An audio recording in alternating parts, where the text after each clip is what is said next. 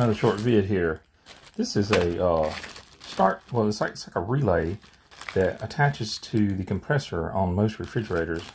Very similar and almost identical as on lots of them. You see you've got 3 pinholes there, and that plugs right into the compressor. And then you've got where the wiring harness plugs into that. But I'm going to crack this open. I'm going to do it off camera because I can't hold you guys. And we're going to see what it looks like failed inside this thing.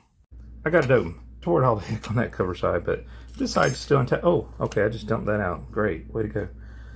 But I don't see any burn marks or anything. Everything still looks good. So let's see if the other one falls out just as easy. There it goes. There it is. And it looks nice and golden. I don't see any burnt parts or anything. So let's see if we flip the circuit board out, what's going on behind here. Well, I hear something rattling. You hear that? Okay, there's the circuit board. It got a transistor, electrolytic capacitor, and another cap. And you can't see anything visually wrong. That don't mean that if you checked them with a meter, you wouldn't have a problem. And then some surface mount stuff on the other side. Nothing looks burned. That amazes me, really. But still a rattle in there. And there's nothing obvious there. So it's got to be in here. Okay, that was the last piece that comes from inside that part. And yeah, I did damage some plastic getting it out right there. And this little piece was inside that I broke previously. But guess what? You hear it? There's still a rattle inside. What's the rattle? Ooh, looks like we struck gold. Ooh, that looks nasty.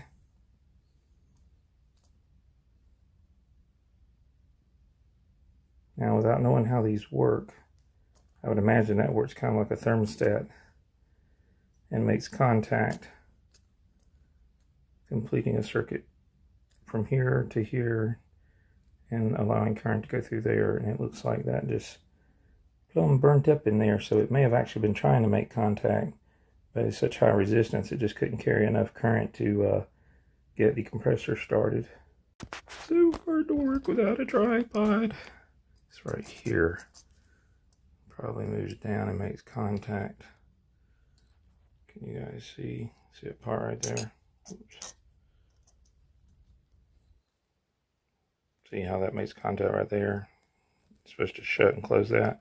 Well, let's pull this on back and see what it looks like. It must have been a point of failure of these contacts here. Let me use a magnifying glass along with my phone, see if I can get it. Do you see the point on your left below the gold metal there? That's a probably high current going through their contact point. And that arm that I bent back, which is center of your screen there, above the round disc of metal, that's the other contact point. What it is, I think this must get a signal from the refrigerator to start the compressor, and that's through the electrical harness. And once it starts the compressor, I don't know if it's the current running through there or what, but there is a small thermostat, basically. I can't remember the proper name for the type of switch mechanism this is, but underneath this piece right here, it'll lift up. You see that coil? Let's just pull this out of the way. See that coil there? It heats up. It's basically like a small, kind of like a heater as the current goes through it. And as it goes through it, this little disc, might be hard to see on camera, but it is not perfectly flat. It's actually got a bow favoring the shiny side there. And as it heats up, this is probably made out of 2 metals, and one metal expands faster than the other. It's probably the upper metal expands. And this is like the top of, have you ever seen like a mason jar can lid? It'll pop up. You can kind of tell there it's not perfectly flat. Let's see. See how it lifts up? But once that heat gets under it, it'll pop up. And when that pops up, it pushes this piece of metal, which was flat. It laid down on top of that. I'm sorry about the poor camera work. It laid down on top of there. And those contacts were closed, carrying current through. And I'm thinking that, well, I'm not sure. I would be thinking that that would make it release. See, pop up and those contacts separate.